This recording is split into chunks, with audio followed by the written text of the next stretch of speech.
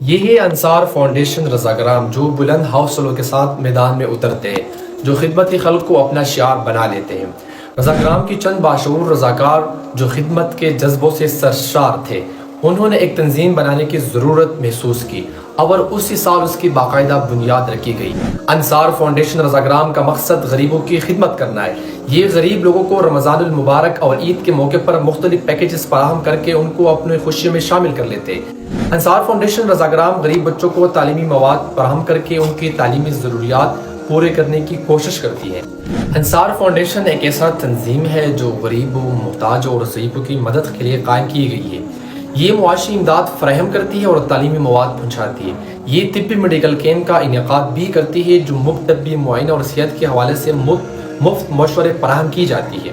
انصار فاؤنڈیشن کی رضاکار خوراک، کپڑے اور دیگر بنیادی ضروریات فراہم کر کے غریبوں کی جانب سے اٹھتی مشکلات کو کم کرتی ہے۔ یہ ہماری ذمہ داری کا ان کی غریبی کو کم کر کے ان کی مدد کرے اور ان کی ایک نئی امید کا سہارا دے۔ جب 14 اگست کا موقع آتا ہے، چونکہ ہمارے گاؤں کا شمار بھی پسماندہ علاقوں میں شامل ہے، تو یہاں پر کو کریکولم سرگرمیاں بہت کم ہوتی ہیں۔ اسی وجہ سے گاؤں کی نئی نسل کو گرومنگ اور ان میں جو چھپی صلاحیتیں ہوتی ہیں ان کو ظاہر کرنے کے لیے بہت کم موقع ملتا ہے۔ اس لیے 14 اگست کے دن ہم ایک شاندار پروگرام کرتے ہیں جس میں گاؤں کی تمام بزرگان، مشران اور انتظامیہ کا مدعو کیا جاتا ہے۔ اس پروگرام میں ہم مختلف قسم کی سرگرمیاں کرتے ہیں، مختلف قسم کے مقابلے کرتے ہیں، پیارے پاکستان کے نام تقریریں، ملی نغمے اور دوسرے مختلف قسم کے گیم وغیرہ کا اہتمام کرتے ہیں۔ اور ہر وہ بچہ جس میں کسی بھی قسم کی صلاحیت موجود ہو، ان سب کو اس پروگرام میں مدعو کیا جاتا ہے، جس کی وجہ سے ان بچوں کی حوصلہ افزائی اور تربیت دونوں ساتھ کی جاتی ہے اور زندگی کے ہر میدان میں ان کو آگے بڑھنے کا موقع ملتا ہے۔ اس تنظیم کا ایک اور اہم مقصد یہ بھی ہے کہ گاؤں کے نوجوان کو جتنا ہو سکے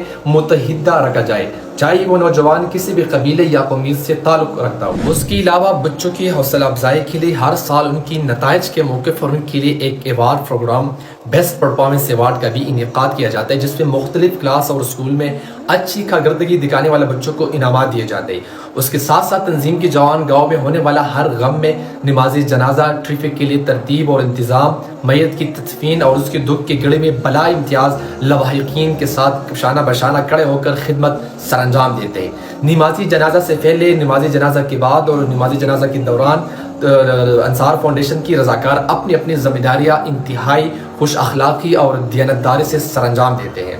اس کے علاوہ قدرتی آفات، مثلا بارش میں زیادہ پانی کی بہاؤ کی وجہ سے سڑک خراب ہو جاتی ہے اور لوگوں کو انتہائی تکلیف ہوتی ہے، تو لوگوں کو اس مشکل سے نکالنے اور سڑک کو دوبارہ مرمت کرنے کے لیے انصار فاؤنڈیشن کی رضاکار جو اس وقت گاؤں میں موجود ہوتے ہیں، وہ ایک ٹیم کی شکل میں نکل آتے اور انتہائی خلوص نیت اور خدمت کے جذبے سے سرشار اپنی یہ ذمہ داری بھی پورا کرتی ہے۔ اس کے علاوہ انصار فاؤنڈیشن رضاکرام دین اسلام کی خدمت بھی پیش رہتی ہے، جیسا کہ اگر کوئی 4 ماہ جماعت یا سال والی جماعت آتی تو ان کا استقبال اور ان کی خدمت کرنا، جامعہ مسجد رضاکرام کے مقام پر اگر کوئی دینی سرگرمی ہو، مثلا ختم القرآن شریف ہو یا تبلیغی جوڑ ہو، تو انصار فاؤنڈیشن کی رضاکار جامعہ مسجد کے رضاکرام کے تبلیغی امراء اور امام صاحب کے ساتھ مل بیٹھ کر خدمت اور تنظیمی منصوبہ سازی کر کے اپنی یہ ذمہ داری بھی پوری ایمانداری کے ساتھ سر انجام دیتی ہے۔ اس کے علاوہ جامعہ مسجد کی صفائی اور تعمیراتی کاموں میں بھی بھرپور حصہ لیتی ہے۔ اس کے علاوہ اتحاد، محبت اور بھائی چارے کو مزید تقویت دینے کے لیے انصار فاؤنڈیشن رضاکرام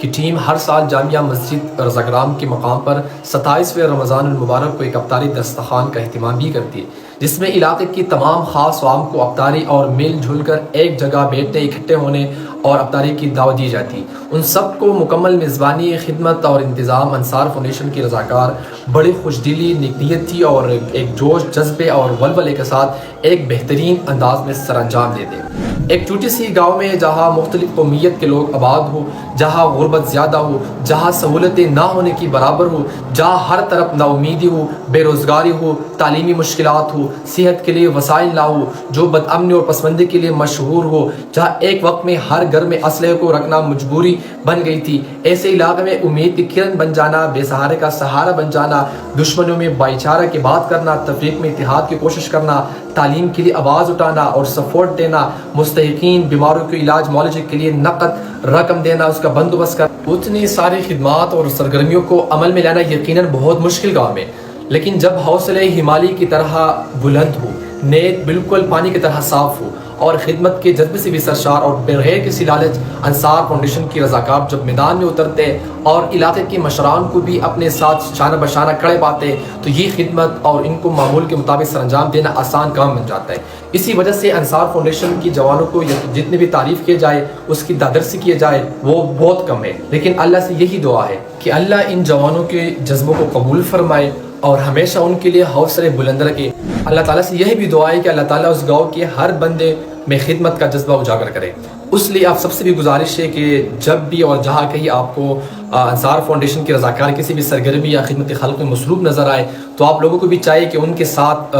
کام میں شامل ہو کر ان کی حوصلہ افزائی کیا کریں۔ اگر آپ کسی ذاتی مصروفیات کی وجہ سے ان کے ساتھ کام میں شریک نہیں ہو سکتے تو کم از کم اپنے الفاظ یا پھر مالی امداد سے ان کی حوصلہ افزائی کیا کریں، ان کے ساتھ خوش اخلاقی اور نرمی سے پیش آیا کریں، کیونکہ یہ نوجوان سب کام اپنے لیے نہیں کرتے بلکہ بلا معاوضہ بغیر کسی لالچ کے پورے علاقے کی ترقی کی خاطر کرتے۔ ہو سکتا ہے آپ کی حوصلہ افزائی کی وجہ سے اس میں خدمت کا جذبہ اور بھی بڑھے اور علاقے کی ترقی کا خوشحالی کا سبب بنے۔ آپ کا بطور ذمہ داری شہری یہ فرض ہے۔